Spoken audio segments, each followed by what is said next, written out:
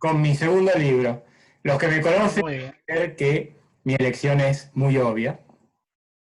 Bueno. No, Está bien, tenía que aparecer. Y va a aparecer, y va a volver a aparecer. De hecho, lo iba. Insólito Esplendor, yo tengo esa versión también, es El Resplandor, de Shining. Che, Gerardo, contá un poco de la edición. Bien, Es muy linda. este libro lo elegí porque fue el primer libro que leí de Stephen King, el autor que más he leído en mi vida, y aparte por También. el salto de los libros juveniles a los libros adultos. Yo creo que lo ¿Qué leí edad tenías? 12 o 13 años. Claro, edad juvenil. Saliendo de la primaria y entrando a la secundaria. Esta edición es del año 1978, de editorial Omaire, editada en Buenos Aires, y con una traducción muy argentinizada, porque por ahí se pueden leer algunos boludos, por ejemplo. Algunos... ¿No era Elvio Gandolfo el traductor? No, es ¿No? Marta Guastavino. Ajá. Marta Un Guastavino. apellido conocido acá en Santa Fe. Y me da gracia la contraportada, no sé si llega. Dice, muy pronto se convertirá en una nueva gran película de Warner Bros., producida y dirigida por Stanley Kubrick y protagonizada por Jack Nicholson y no me acuerdo, Duvall. Poné la foto de Stephen, por favor. Tremendo, Stephen King setentero y merquero, en esa época estaba... No, pero en los 80 fue peor. En los 80 fue peor. Había novelas que ni se acordó que las escribió, como Cuyo, por ejemplo. La del perro no tiene recuerdo de haberla escrito. Este libro, aparte de un buen tocazo, fue el primer libro que leí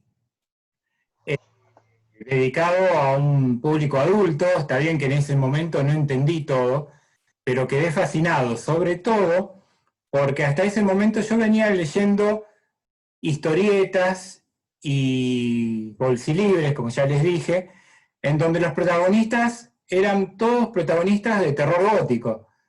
El monstruo de Frankenstein, Drácula, había vampiros, y esta es la primera vez que me enfrenté a un terror distinto al terror gótico. Un terror más plantado en la tierra, más realista, más psicológico. Y realmente me voló la cabeza en su momento cuando lo leí. Y a partir de ese momento empecé a comprar los libros de Stephen King y a leerlos con avidez. Yo creo que el segundo fue La hora del vampiro, el segundo libro que leí de él. Pero este... Salem Slot. ¿Cómo? Salem Slot decía que es el original. No, además el protagonista es un nene, así que... Y este, ya le digo, fue el primer libro que leí de él, el primer libro grande que leí, porque tiene sus buenas como todos los Stephen. páginas, y realmente marcó un antes y un después en mi vida como lector. ¿Es tu preferido de Stephen King? No, mi preferido es It. Mi preferido es... Pero elegí a este por todo lo que representa emocionalmente, por todo lo que le acabo de decir. Bueno, menos mal que no nos pisamos. Lo elegí este porque es una edición, porque fue el primero que leí de él, y porque a partir de ese momento quedé casi prendado de lo que fue eso. Es interesante porque mucha gente que vea esto seguramente vio la película, que para mí es muy mala. Esto es lo digo como opinión personal, sé que me van a matar con esto. Se tenía que decir y se dijo. Yo no opino lo mismo, pero bueno, sobre gustos, a mí me encanta. Para mí la película es mala, está mal actuada. Polémica. No, Jack Nicholson, vamos a ponerle que actúa bien, pero la mujer es... Bueno, pero vos sabés cómo es la historia de la mujer. Entre Kubrick y Jack Nicholson la torturaban continuamente, la maltrataban, que eso hoy sería imposible de hacer. La fotografía... El papel de mujer sufrida lo más realísticamente posible. pero Sí, pero le sale él mal. no disfrutó, Shelley Duvall no disfrutó del rodaje justamente porque entre los dos la maltrataban. Era tremendo. Era un loco, o sea, entre dos locos, sí, eran dos locos de mierda. Y sí, sí, sí, sí, totalmente. Pero a mí la Bueno, película, pero está bien que Stephen King reniega de la película hasta el día de hoy. Después Mick Garris en los 90 hizo una miniserie que esa sí es mala. Esa aburridísimo. porque encima tiene el plus de tener el guión del propio Stephen King, que había renegado de la película de Kubrick, pero no le salió al guión adaptado, porque es realmente muy, muy aburrida, muy aburrida. Por eso yo... Sí. Bueno, el que vio la película, la novela es muy distinta. La película es más psicológica, digamos que es más ambigua, y la novela es mucho más fantástica, ¿no? O sea, La novela hace hincapié en los fantasmas que habitan en el hotel, en cambio claro. la película hace hincapié en la locura del protagonista. Que me parece dos puntos de vista muy interesantes, uno no descarta el otro, me parece. No, dije mala para tirar un poco de...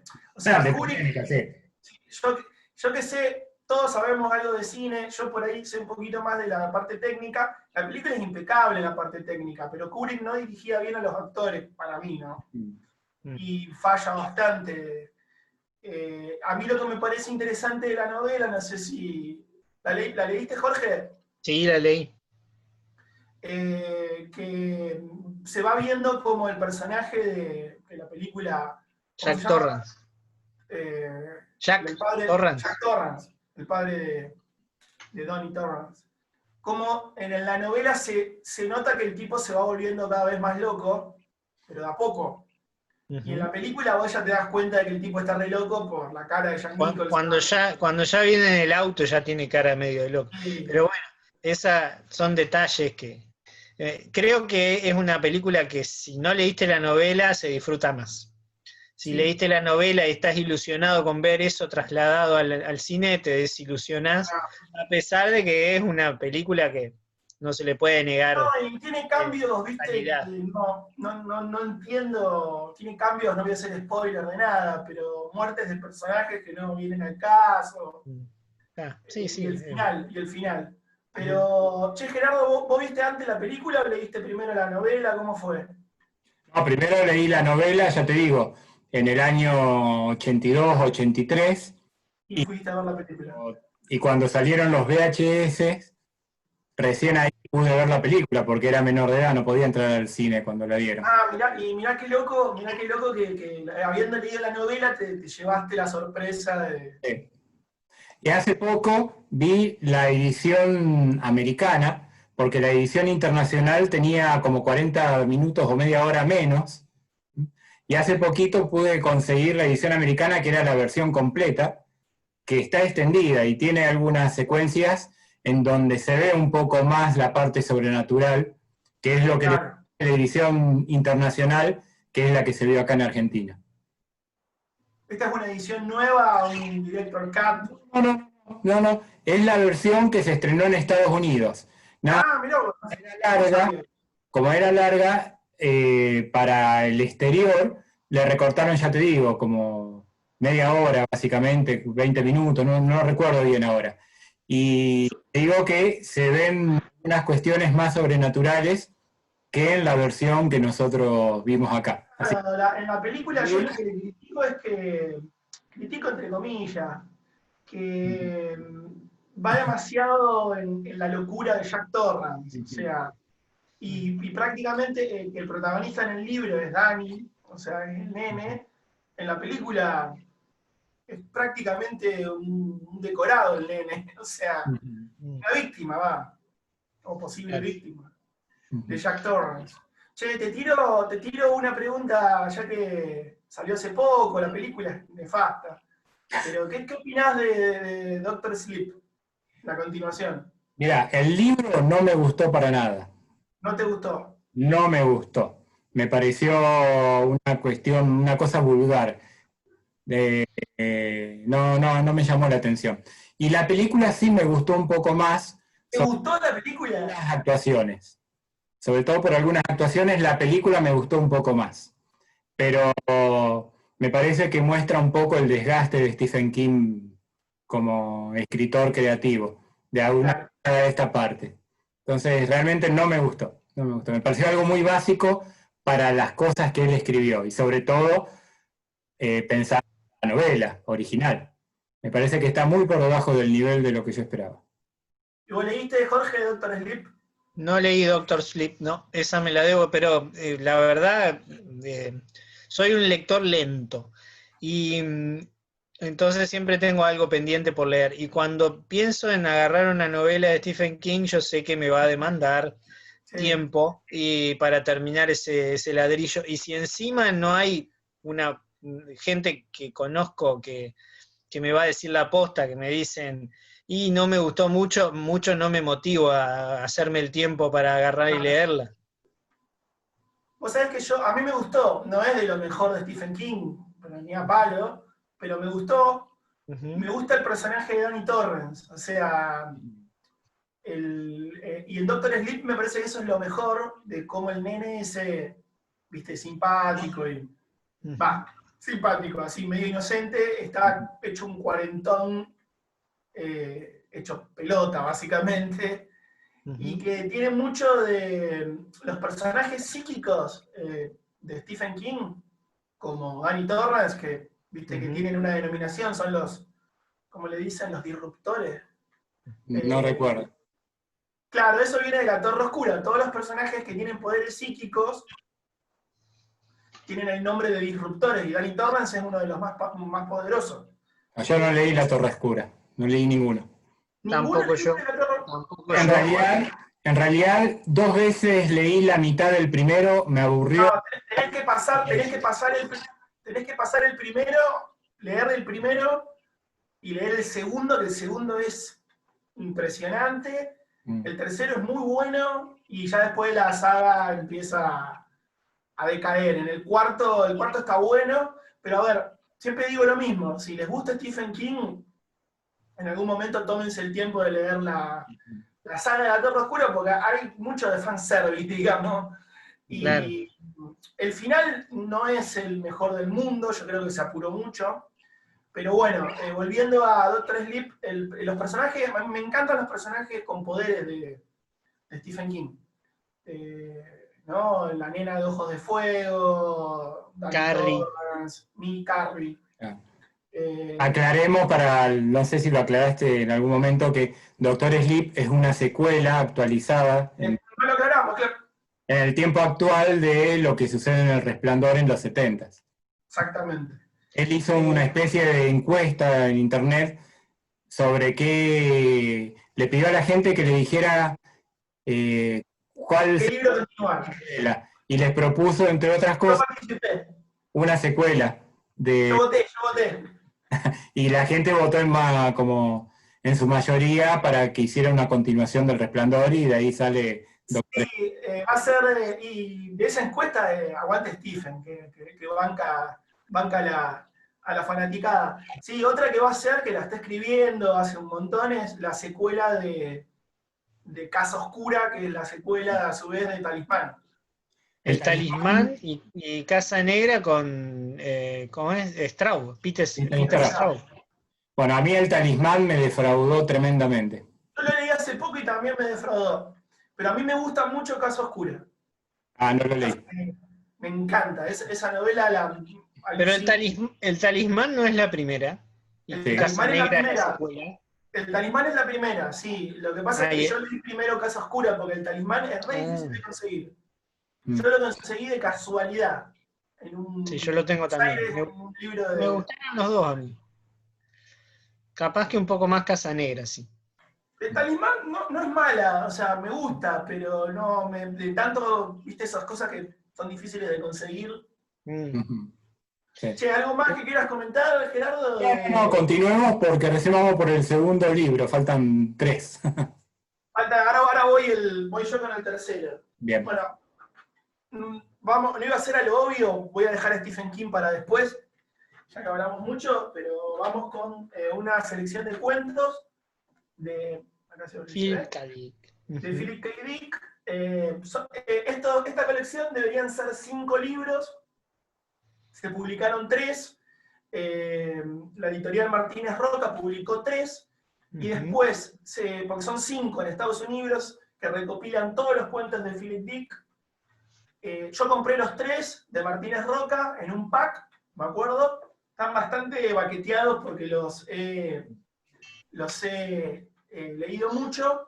Los tengo, acá atrás están los Claro. 3 que tenemos hoy. Yo les cuento, de esos tengo 2 nomás, pero les cuento que Minotauro editó los 5 hace unos años atrás. Sí, Todavía... claro, yo los otros 2 los tengo de Minotauro.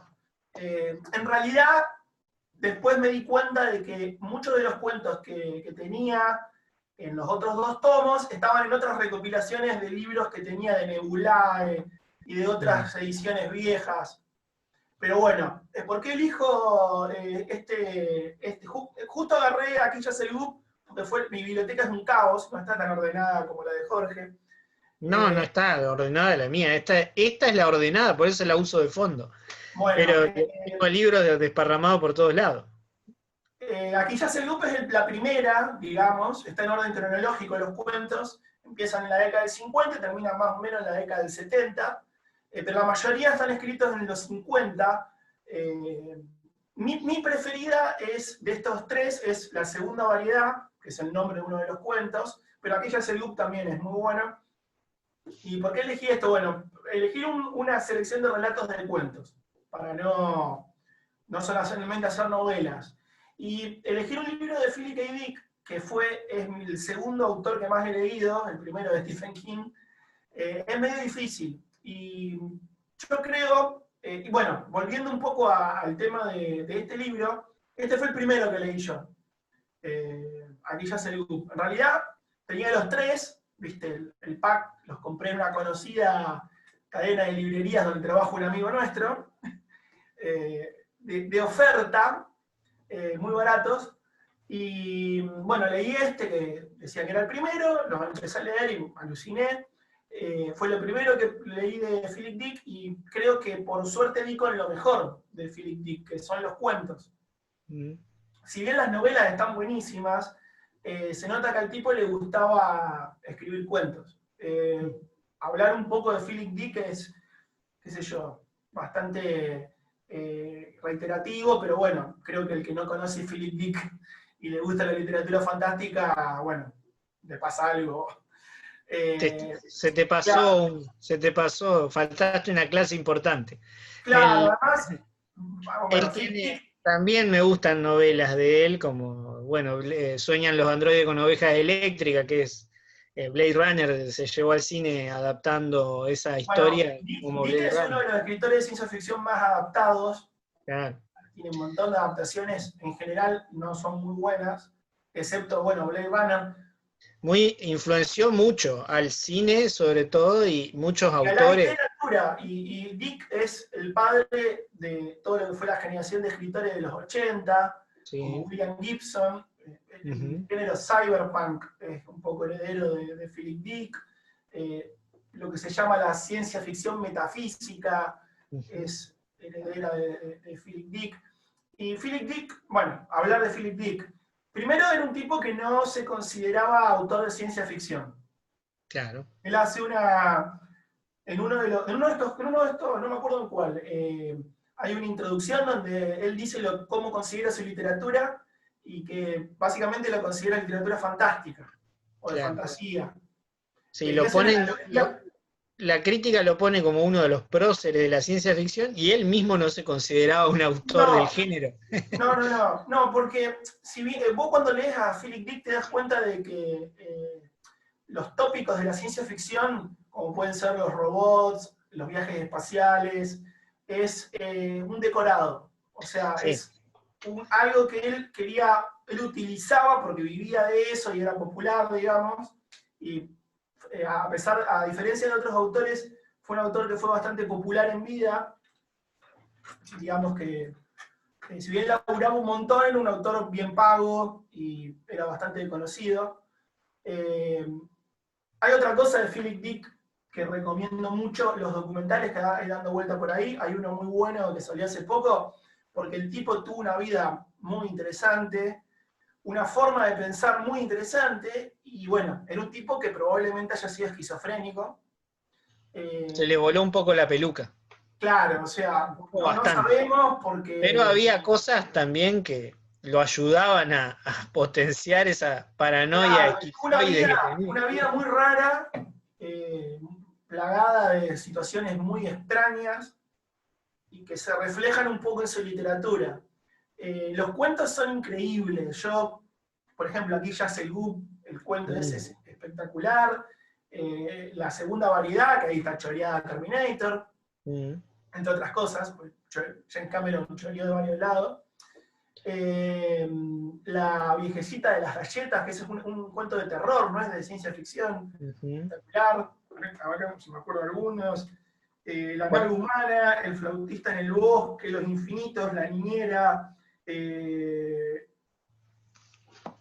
Bueno, hay varios. Después está, por ejemplo, uno que me gusta mucho. Acá tengo una de las novelas. Iba a elegir Ubik, pero preferí los cuentos. El hombre dorado, que es un cuento también. Salva a mi hija mutante, ese cuento me encanta. Bueno, qué sé yo, es un pionero. Es un pionero también, por ejemplo, en el planteamiento de esta cuestión de que hoy se llama transhumanismo, ¿no? Claro. O sea, ¿qué es exactamente ser un ser humano? El ser humano fusionado con la máquina. Claro. La muerte, en Ubik está el ser humano que después de muerto todavía se puede hablar de alguna forma con el muerto, tiene un tiempo donde se puede interactuar. Claro, bueno, en Ubik se plantea algo muy parecido a lo que se plantea en Matrix, sí, por ejemplo, entre otras cosas. Había otro tópico que en estos cuentos está muy presente, que es la guerra nuclear, la Tercera Guerra Mundial, que eso estaba muy, digamos, en ese momento, muy ahí, digamos, era muy real.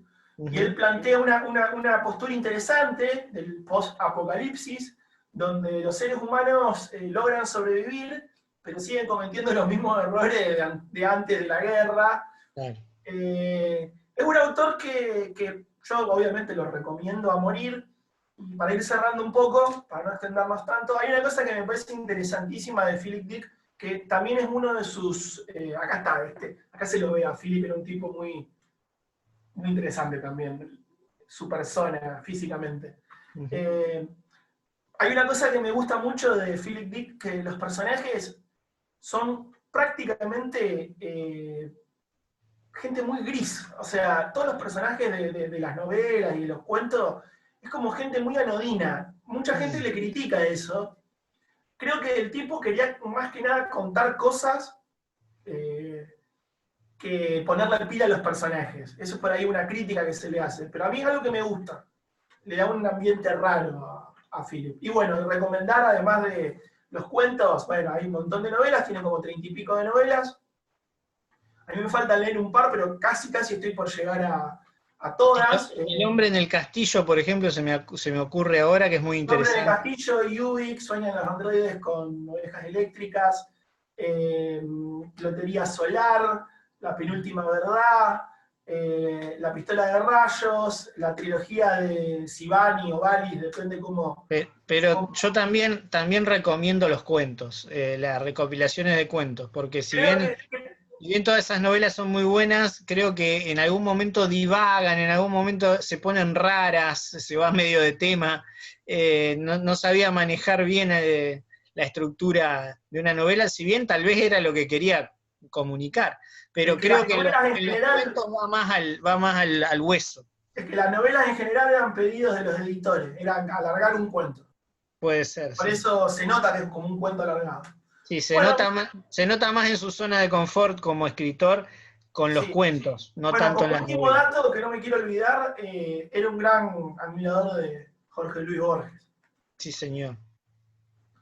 Así que bueno, seguimos, Jorge. Creo que cualquier persona que valora la buena literatura. Ya que estamos, seguimos, Jorge. Bueno, como no. Y hablando de Borges, entonces y autores particulares, voy a ir a mi amigo Neil Gaiman, el Podríamos haber británico. puesto a Borges tranquilamente en Es esta. que sí, siempre, bueno, por eso lo tengo acá atrás, acá, ven, acá lo dejé en esta colección de tapas hermosas. No tengo físicamente el libro que quería mostrar, lo tengo en el querido Kindle. ¿Se ve ahí, no? No, no, ahí se ve. Humo y espejos. Es una recopilación, una antología de cuentos fantásticos de Neil Gaiman. Fue lo primero que leí en prosa de Neil Gaiman, porque lo primero que leí de él fue su cómic y su obra más aplaudida, que es Sandman. Para DC Comics es una novela gráfica, como se dice, cuando se le quiere dar un tono serio Un tono a un solemne. cómic. Pero bueno, lo primero que leí de él fue Sandman, que es una novela gráfica, sí, una saga, donde realmente, como le pasó a Gerardo cuando leyó Stephen King por primera vez y le pareció un coming to age, un paso a otro tipo de lectura con otra complejidad, donde ya exigía más del intelecto de uno.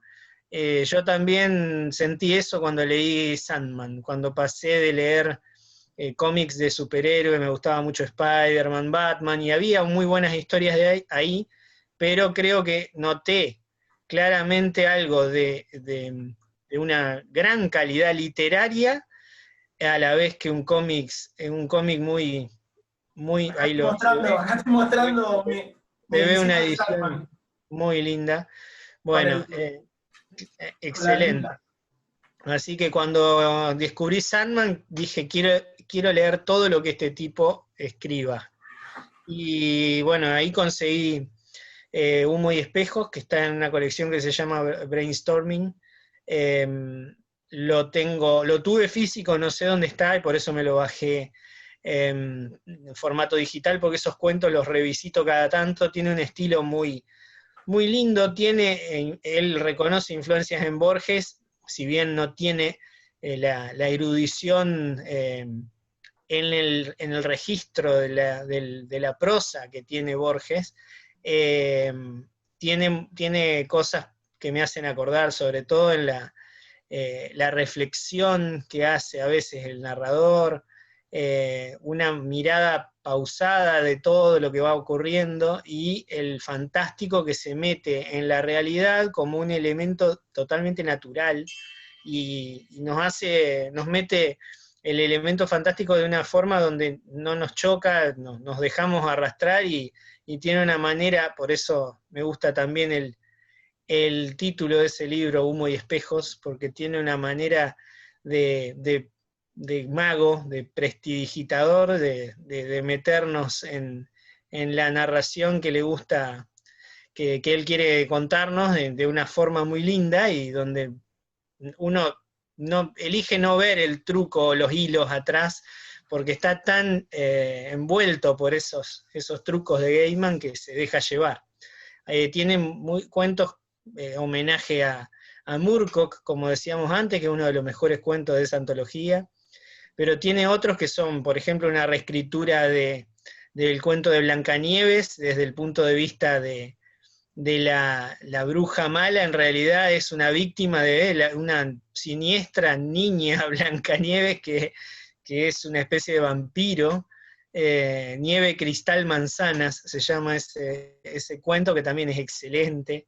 Tiene otro que se llama El precio, de un gato que todas las noches defiende la casa del que sería Neil Gaiman, que cuenta la historia, defiende la casa de un demonio que llega todas las noches, y el gato volvía todo roto a la casa y era porque peleaba contra ese demonio. Cosas cotidianas que él le da una mirada fantástica y termina generando el efecto de extrañamiento que me gusta tanto. De alguna forma yo no copio ojalá pudiera, no copio la prosa de Gaiman, pero siempre me gusta esa forma que tiene él de construir un relato que parece realista, parece que va todo normal, y aparece el elemento fantástico en un momento y, y de una manera elegante. Entonces trato de siempre mover mis relatos, no todos, pero muchos van por ahí, en una fina línea entre la realidad y lo fantástico, que a mí me gusta a partir de que me gusta Gaiman. Bueno, cuento algo, tuve la oportunidad de conocerlo Uh-huh. en Fantabaile Yo 98. no, todavía no, pero quiero tomarme una Conocerlo, cerveza digamos. alguna vez. Era un mundo de gente. Yo no había leído nada, conocí a Sandman, me compré Humo y Espejos ahí en Humo y Espejos. Me compré el primer arco de, ahora se me fue, Preludios y Nocturnos de Sandman, ahí en Fantabailes, y un montón de gente, me acuerdo. Y a mí me gusta más en cómic, Gaiman. Creo que Humo y Espejos es lo primero que escribió en prosa, me parece. Y después es re prolífico el típico. De hecho, hay libros que nunca leí, que tiene una saga de libros para nenes, creo. Sí, el tipo es un storyteller, digamos, cuenta historias aunque esté hablando en una entrevista. Entonces está todo el tiempo en en todos los medios posibles, ha dejado alguna obra. Tiene escrita dramaturgia, tiene escritos guiones para cine, ha participado en adaptaciones al cine de, por ejemplo, Stardust, Neverwhere. Tiene varias películas y varias series de tele. Así es. Neverwhere, por favor, no la vean a la miniserie, por la favor. miniserie vieja no, pero había una en preparación más moderna, creo que está, no sé si se canceló, sigue, no sé Gerardo si No tiene sé, algún pues dato. es lo que más me gusta de prosa de Sí, Gaiman, así me que encanta. es mi preferida. Coraline también es terror juvenil, es una onda. Hace un año salió una que me encantó, pero es de un cómic. Cómo conquistar ¿Cómo a hablar chicas en con fiestas. chicas en fiestas? Claro que el cómic es re distinto. Ujú. En la película él se pone como protagonista, es él. Claro. No sé si viste la película, no sé si la No, vieron. no vi la película, no, todavía Bueno, no. el protagonista es él, de Ujú. chico, cuando era un punk. Claro. Escribía. Una de las novelas que más me gustó de él, que no es tan vieja, es The Ocean at the End of the Lane. No, no, no. El océano al final del camino le ponen en la traducción. Excelente novela, excelente. Y también tiene esto de una persona que vuelve, se dice que no hay que volver a un lugar donde uno fue feliz. Bueno, un hombre vuelve grande a un lugar donde creció, donde tenía un amor de la infancia, un montón de historias, y vuelve ahí porque fallece una persona, entonces tiene que ir al Funeral. cementerio, en realidad, porque no llega ni para el funeral. Así que, bueno, a partir de ahí se le disparan recuerdos y uno no sabe si son cosas que realmente están pasando o si son ensoñaciones o cosas que se le removieron y pasan en su cabeza nada más. La recomiendo muchísimo. Si no leyeron nunca Gaiman, es bueno, si no quieren leer Sandman, que es largo y te tiene que a lo mejor atraer el medio del cómic, Sí, sí. pero El océano al final del camino es una excelente novela para conocer el autor. Sí, vos sabés que a mí hay cosas que no me gustaron. Está De, perfecto. claro, es loco. O sea, en cómic me gusta todo lo que hizo. Tampoco hizo tanto, ¿no? Uh-huh, Tampoco fue un autor muy prolífico. De hecho, hizo su obra más grande en cómic es Sandman. uh-huh, Y Sandman es impecable, digamos. Pero me acuerdo haber leído American Gods uh-huh. y me pareció un embole. Tiene una serie, American Sí, Gods, probablemente la hayan visto sin saber que está basada en ese libro. no así Neverwhere, que me encantó, Stardust, que creo que es una novela. Yo leí la Sí, novela, pero no sé Stardust es si, una novela. Yo pero yo no la sé si es tengo. primero la novela porque es un cómic también. No sé si es. El cómic se adaptó después, pero primero la novela. Y está buenísima, Stardust. La película también está buenísima. La película está muy buena, y tiene agregados. O sea, la película, esta chica amiga de él, que es una pelirroja, Sí, Jane Goldman, Jane Goldman. hizo el screenplay, digamos, la adaptación de la novela a guión. Y en lo que trabaja ella haciendo las adaptaciones quedan muy buenas las adaptaciones. Por supuesto que al cambiar el medio a veces Sí, eh, sí. lo que se agrega es de acuerdo a la lógica del cine.